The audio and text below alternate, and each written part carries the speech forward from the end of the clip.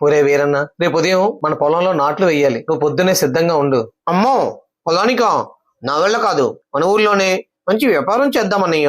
అనుభవం లేకుండా వ్యాపారం పెడితే దెబ్బతింటాం. దేనికి అనుభవం ఎందుకన్నయ్య? పట్నంలో కొంటాం, ఇక్కడ అమ్ముతాం. ఈ వ్యాపారాలు మనకొద్దు.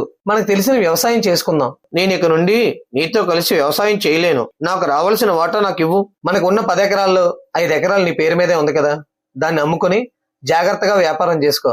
అది ఎలాగూ నా భర్తదే కదా.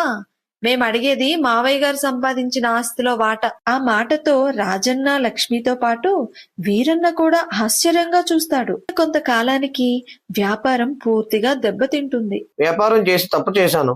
పైగా ఆయనను మోసం చేసి ఉన్న ఆస్తిలో ఎక్కువ వాటా మనమే తీసుకున్నాం. ఇదంతా నీ వల్లే జరిగింది. మా డబ్బులు ఎప్పుడు ఇస్తావు? అడిగిన ప్రతిసారి ఇదిగో ఇస్తా అదిగో ఇస్తా అని తప్పించుకుంటున్నావు. భూషయ్య గారు, దయచేసి నా కోసం ఒక్క అవకాశం ఇవ్వండి.